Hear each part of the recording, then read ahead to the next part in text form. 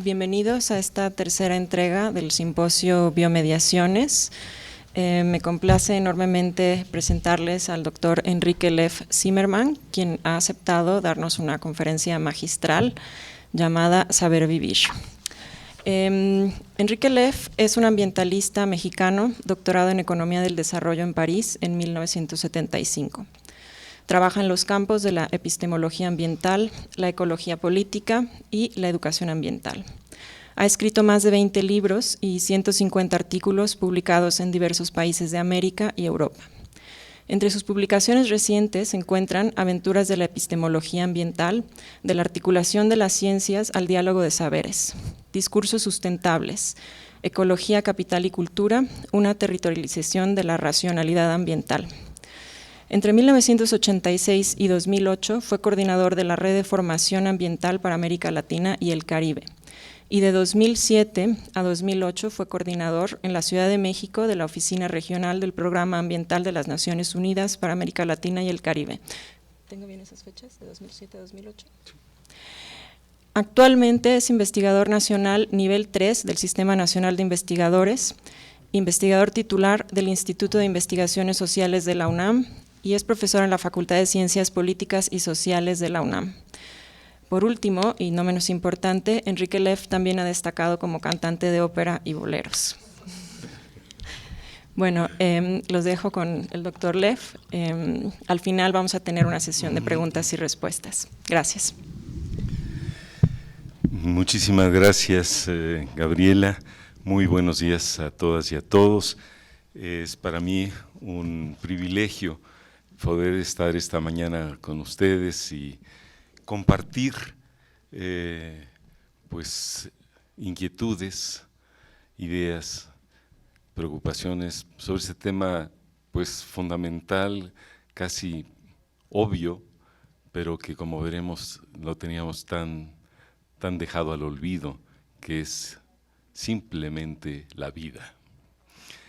Antes de dar inicio a estas palabras que quiero compartir con ustedes, agradezco infinitamente a Conaculta, a la organización de este pues ya emblemático festival, a Johanna y a Gabriela el haberme convidado para este momento tan especial. Saber vivir es el título que quise darle a esta intervención esta mañana. Y lleva por subtítulo, una reflexión desde el abismo de la vida. Y dice así, como decimos cuando vamos a arrancarnos con una ranchera, ¿verdad? Me despierto, me restriego y abro los ojos, veo la luz, alzo la mirada al cielo, admiro mis árboles, contemplo el mundo. Escucho trinar a los pájaros y gorgojear a las palomas mientras esfuma en el rocío de la mañana el canto nocturno de las cigarras. Me digo, estoy vivo y agradezco la vida. Sé que estoy vivo, mas a poco de tomar conciencia de estar en el mundo, se apodera de mí el enigma de mi vida. No tanto de que haya vida y que yo sea parte de ella, sino la extrañeza de mi propia vida. Sé que estoy vivo, mas al saberme vivo, no es un conocimiento diáfano y transparente de mi existencia, una conciencia clara de mi vida, de aquello que posibilita mi existencia. Y me pregunto, ¿qué es la vida? No se trata de una reflexión científica que me respondería con la ayuda de un buen manual de biología, yendo a interrogar a Darwin o releyendo el libro What is Life de Schrödinger. No es una indagatoria ontológica que habría de responderme desde la pregunta siempre abierta sobre el ser. Es una pregunta más introspectiva que va más allá y más adentro de mi voluntad de saber sobre el sentido de mi existencia. Es una pregunta que hoy se vuelve sobre nosotros, seres humanos, no al final de nuestras vidas, sino ante el riesgo del fin de la vida en el planeta vivo que habitamos. En efecto, la crisis ambiental emerge en nuestros tiempos convulsionados como una crisis civilizatoria, una crisis que cuestiona nuestra comprensión y nuestro conocimiento del mundo, de los modos de conocimiento con los que hemos construido un mundo insustentable. La crisis ambiental no solo sacude los cimientos de la racionalidad moderna que ha construido un mundo antinatura, que ha degradado la trama ecosistémica, que ha desequilibrado el balance ecológico de la biosfera en la que en algún tiempo de la historia del cosmos advino la vida, y ha desgarrado también el tejido de la vida social. La crisis ambiental induce una reflexión sobre el valor de la biodiversidad y toca el fondo del sentido de la vida. Lleva a indagar sobre las condiciones mismas de existencia de la vida y el destino de la vida. ¿Y qué sabemos de la vida? La pregunta esencial de la filosofía, a través de toda la historia de la metafísica, de la filosofía, ha sido por saber qué es el hombre, qué es el ser. La vida la vivimos de manera natural, como un don, como un regalo de los dioses y una dádiva de la naturaleza. Ya Nietzsche advertía en su Gaia Ciencia la manera como al intentar conocer la vida nos alejábamos del saber de la vida. Y en efecto, la ciencia de la vida nos ha permitido conocer el orden de la vida, entender cómo se organizan y funcionan los organismos vivos, comprender cómo se ha desplegado la vida desde la generatividad de la fisis hasta la evolución de las especies. La cosmología se ha abierto al conocimiento del origen de la vida. La física ha incluso pensado la vida como negentropía. Más allá del conocimiento positivo sobre el fenómeno de la vida, la filosofía, la termodinámica y el psicoanálisis han pensado la vida en negativo, como si la vida no tuviera vida propia. Eros es siempre la manifestación de la vida frente a Tánatos que la acecha en todos los momentos de la vida. El Dasein heideggeriano es un ser para la muerte. La existencia humana se significa ante la conciencia de su finitud. Hoy tomamos conciencia de la vida ante la crisis ambiental como la muerte entrópica del planeta. Emerge así desde el fondo de la vida el principio vida que menciona Jonas. La inquietud por una filosofía de la vida, una bioética y una ética para sobrevivir, como dice Sabater.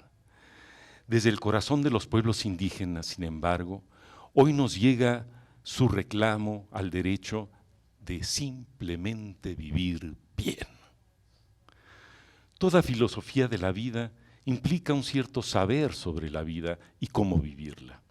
Debiera decir un incierto saber de la vida, puesto que no es un recetario para la buena vida, ni de un saber que nos asegure la vida, sobre todo en la era del riesgo que vivimos.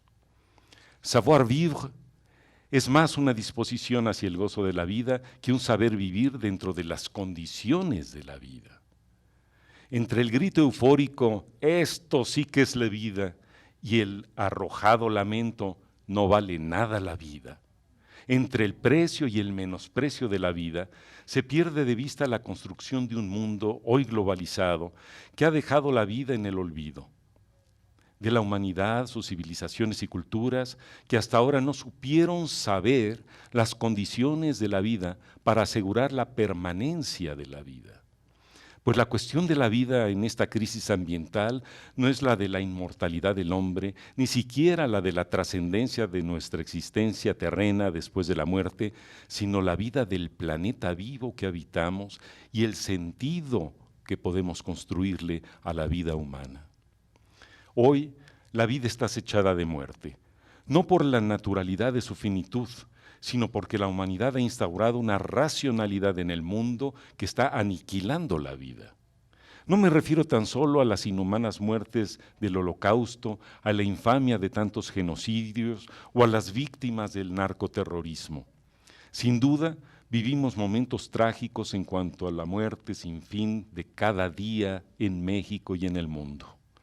Pero asistimos igualmente a una psicopatía que va más allá del desprecio de la vida y de la resignación ante la fatalidad de la muerte.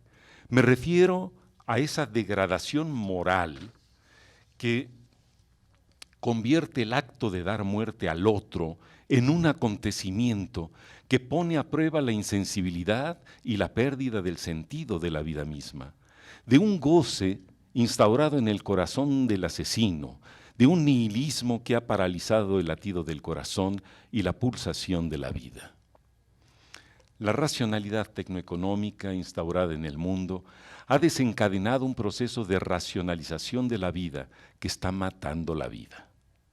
Si pasaron millones y millones de años para generar una atmósfera en la que pudiera advenir la vida y organizarse la biosfera, han bastado 2 siglos luego de la revolución industrial para lanzar a la atmósfera millones de toneladas de carbono sedimentadas en los mantos petrolíferos, en las minas de carbón y en los bosques de la ecosfera.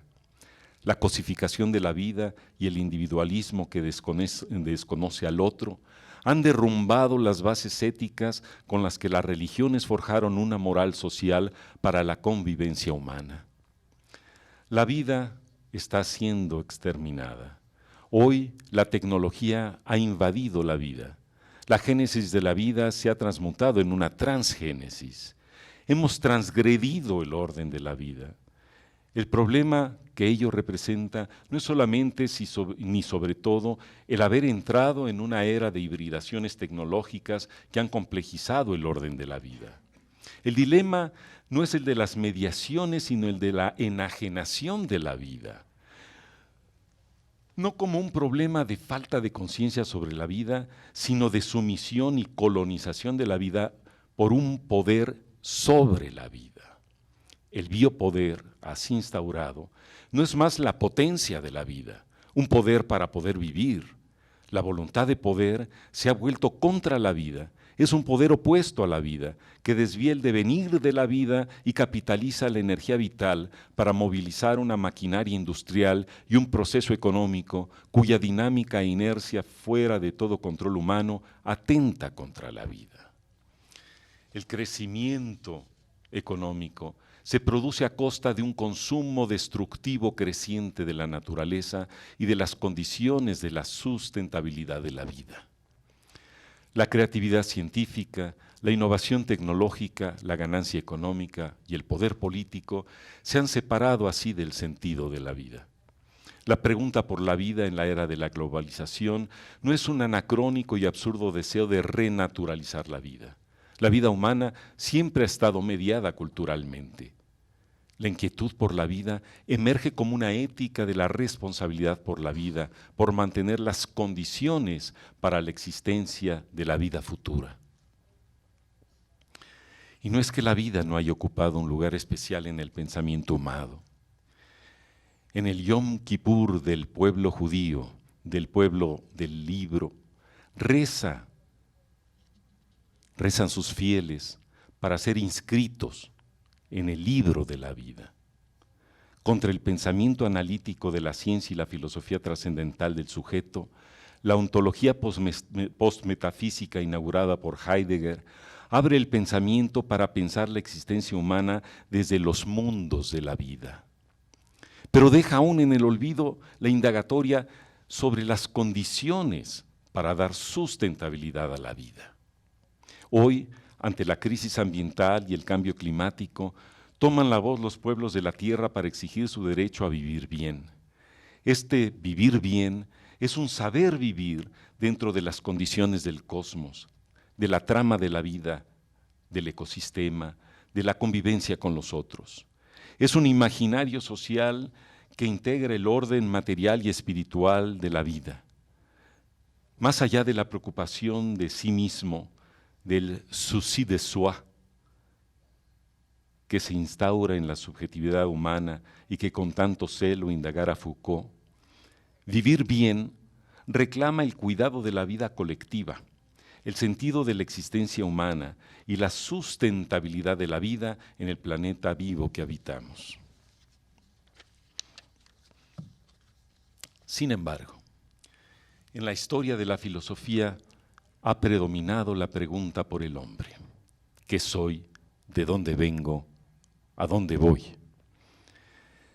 Ha predominado esta indagatoria sobre la reflexión sobre el sentido y sobre todo sobre las condiciones de la vida. La cosmología ha indagado sobre los orígenes de la vida. La modernidad ha fundado una ciencia de la vida. La ética llama a la responsabilidad con la vida. Y al mismo tiempo, la ciencia y la filosofía se han apartado de la reflexión fundamental sobre la ontología de la vida, sobre el sentido de la vida y las condiciones de sustentabilidad de la vida. De esta manera, la civilización moderna pudo construir una racionalidad antinatura, un proceso de progreso tecnoeconómico que avanza destruyendo las bases de sustentabilidad de la vida y que desencadena la muerte entrópica del planeta. La filosofía se pregunta, ¿qué es el hombre? Y va en búsqueda de la verdad, indaga al ser y procura desencubrir la verdad oculta del ser. Pero la verdad ha sido cooptada por la ciencia, por una ciencia que ha mutilado la vida, que la ha cosificado y objetivado para poder penetrar en las esencias del átomo y del gen, para desencadenar la energía del átomo y tecnologizar la vida. La verdad se ha convertido en la relación de identidad entre la teoría y un mundo de entes desvinculados de la fuente de la vida. Esta verdad produce un poder. ¿Pero es esa la verdad de la vida? La verdad de la vida habremos de irla a rescatar en la condición ontológica de la vida, en la fuente misma de la vida, de su transmutación por la vía simbólica en un sentido de la vida, en la inmanencia de la vida, en la inmanencia de la vida que solo es rescatable por el concepto de la vida que los griegos presocráticos supieron captar en el concepto de physis, pero que más adelante fue colonizado por el eidos platónico, por la supremacía de un pensamiento de los entes del mundo que se separó de su relación con el ser de la vida.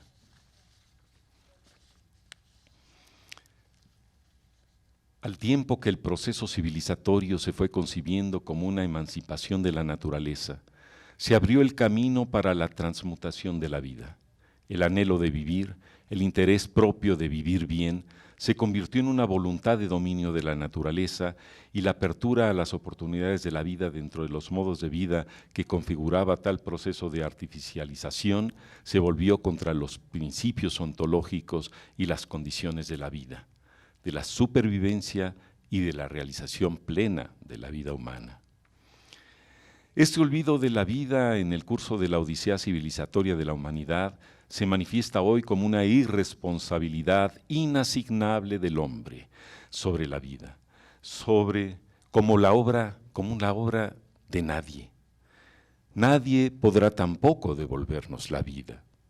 Así lo percibe el gran poeta Paul Celan en su poema Niemand Rose, la rosa de nadie, que dice: ya nadie nos moldea con tierra y con arcilla, ya nadie con su hálito despierta nuestro polvo, nadie. Alabado seas, nadie, queremos por tu amor florecer contra ti. Una nada, fuimos, somos, seremos, floreciendo. Rosa de nada, rosa de nadie.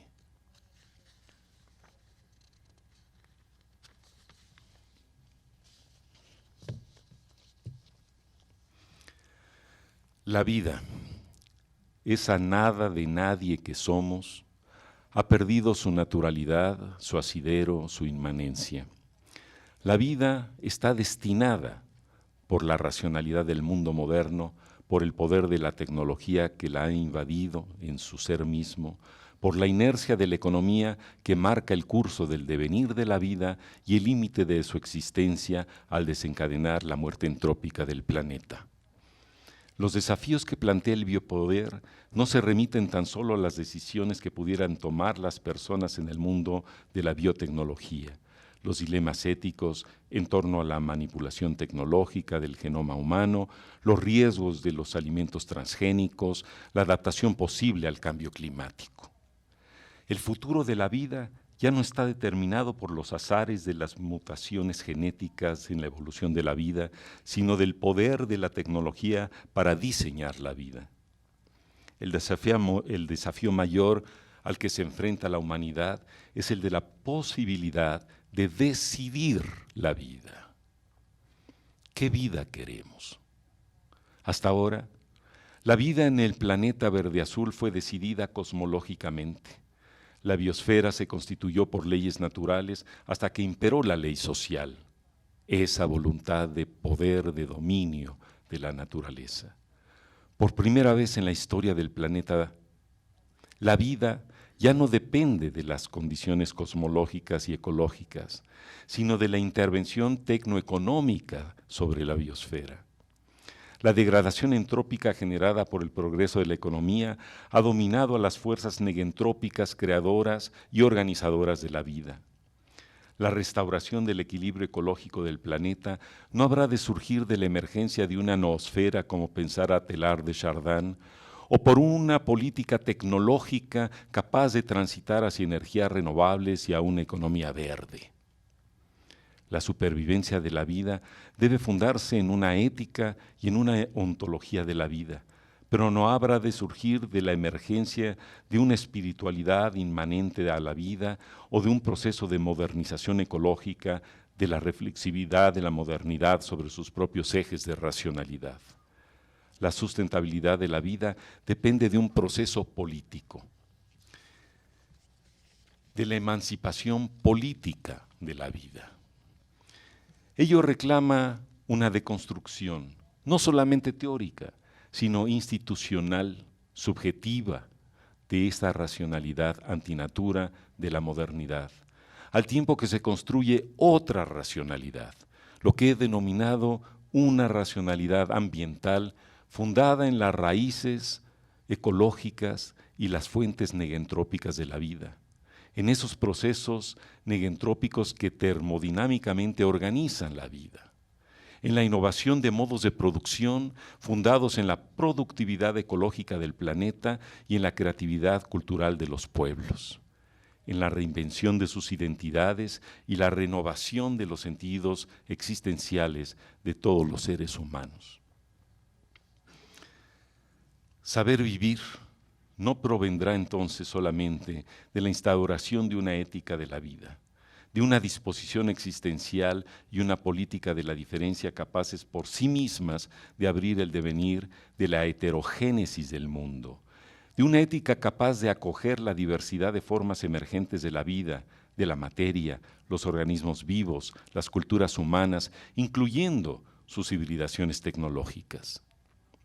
La política de la vida implica reactivar la inmanencia de la vida, construir un concepto de vida consistente con la ontología de la vida, como lo sugirieran Deleuze y Guattari.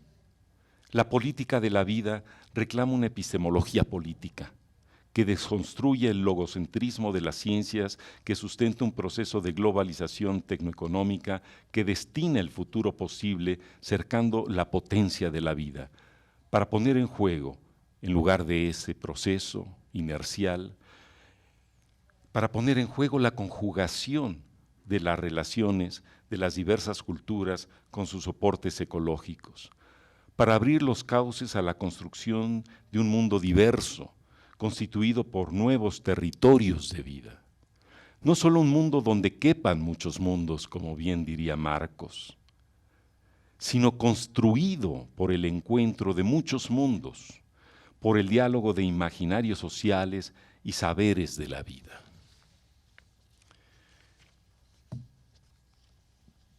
Concluyo. Por primera vez en la historia de la humanidad enfrenta el desafío de vivir conforme a las condiciones de la vida. Debemos, pues, recuperar la pregunta por la vida.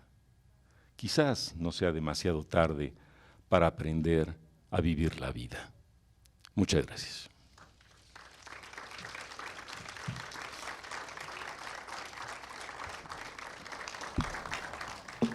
He querido hacerlo así de corto, así de sintético, para que golpee a donde debe de golpear esta indagatoria, esta reflexión, y para dejarnos el tiempo de vivir este momento, este encuentro, este espacio, y poder dialogar entre nosotros sobre este tema que lamentablemente no lo dialogamos muchas veces ni en privado, ¿no? ¿Qué es la vida? ¿De qué manera está en riesgo la vida? Como decía, no solamente la finitud de nuestras vidas y los riesgos cotidianos de nuestras vidas, sino en riesgo la vida misma del planeta, la vida en el planeta vivo que habitamos. Y la otra cuestión, que es una cuestión realmente que, como digo, creo que nunca se lo había planteado de esta manera toda esta humanidad. ¿Quién decidirá el destino de la vida?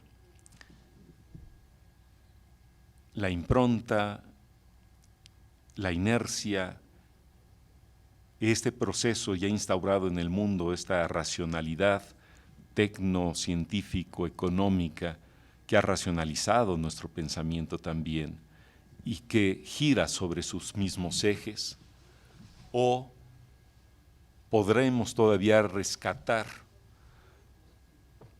de nuestra humanidad la capacidad de pensar, la capacidad de idear nuestra vida y de conducir los potenciales de la vida, de la naturaleza, de la tecnología quizás también, para crearnos lo que podemos decir, la vida que queremos y no la vida que estamos forzados a vivir.